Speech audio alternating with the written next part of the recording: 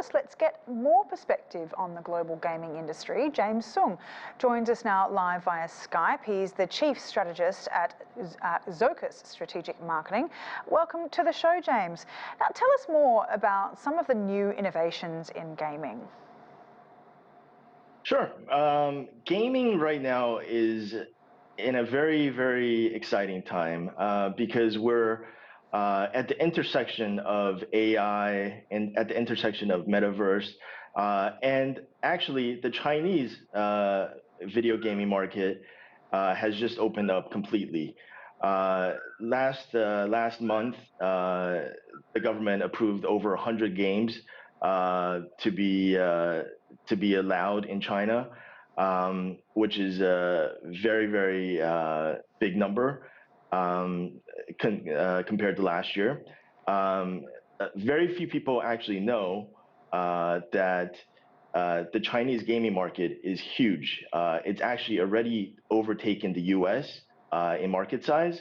In fact, if we look at the Steam gaming platform, over 37% of those users are actually Chinese.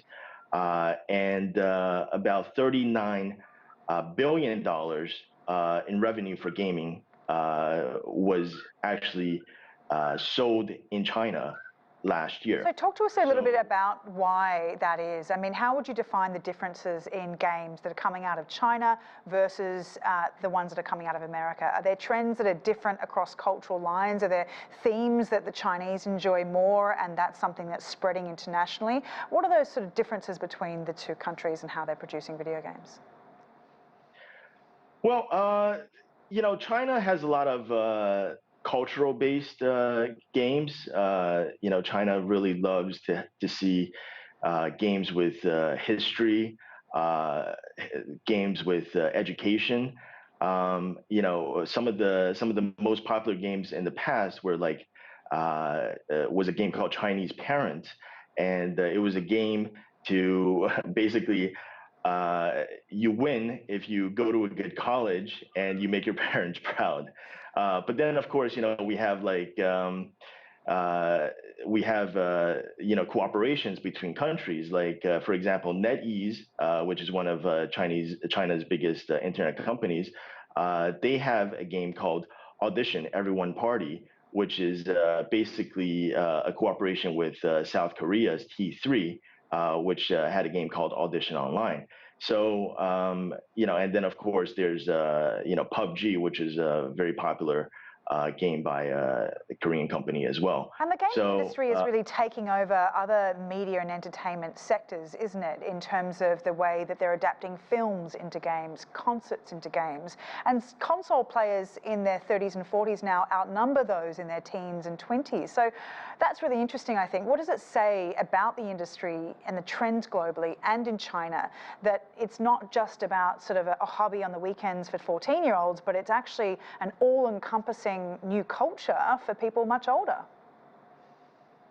Sure, it's you know, the gaming industry now is completely different than it was before.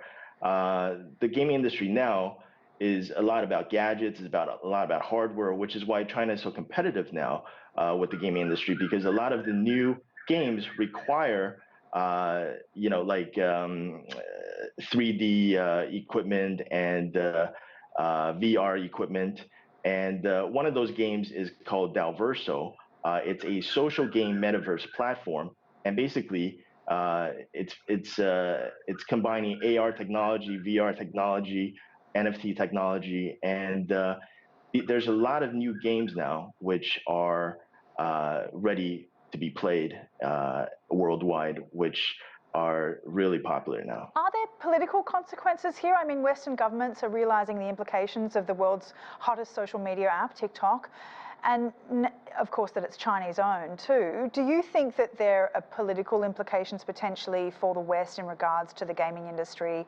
especially given that China made 2 of last year's 3 highest grossing mobile games? Yeah, I mean, we can see now from China opening up their gaming industry that the stock market prices for these gaming companies have risen significantly. it's it's a good thing that everyone is opening up, but for TikTok to be kind of on the verge of being shut down is counterintuitive to this. Uh, of course, so many people rely on TikTok, and Chinese games, uh, are good. They're just good. I mean, and they're here to stay. Chinese apps are here to stay. Okay, James Sung, thanks very much for your time. Chief Strategist at Zocus Strategic Marketing.